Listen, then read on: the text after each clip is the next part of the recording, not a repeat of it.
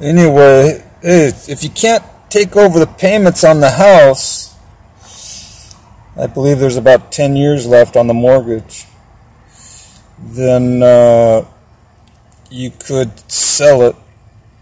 If you sell it, you'll avoid it you'll avoid disclosure, or you'll avoid what do you call it, liens and foreclosures.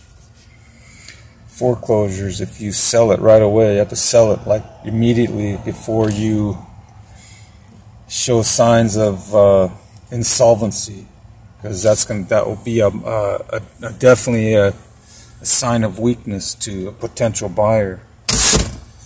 Anyway, son, if you sold the house like pronto, if you figured out right away that you couldn't make payments on it, take over the payments, you could sell it right away for a profit of almost between $300,000 to $500,000.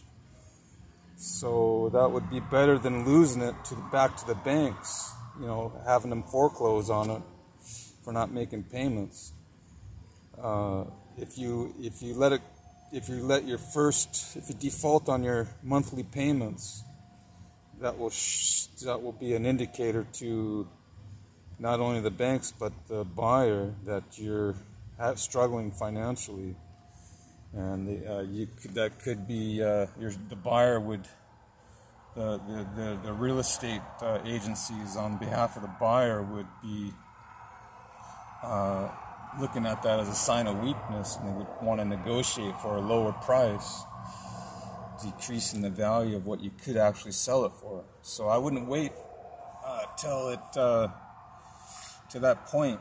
So if you do your numbers, calculate if you can afford $2,000 a month in mortgage payments, you better figure that out right away, because you may have to put the house on the market and sell it, and you'll still have to try to make that current payment on the mortgage, so it shows that you're up to date. But yeah, don't throw away $300,000 to $500,000 in equity and potential profits. I'll be a little more shrewd, because you could take that $300,000 or whatever it turns out to be and reinvest it into a cheaper property, pay for something outright, so that you don't have anything but property taxes to pay. It'd be a lot cheaper for you. Or you can just hold on to it and put it in savings, and that's probably a better idea.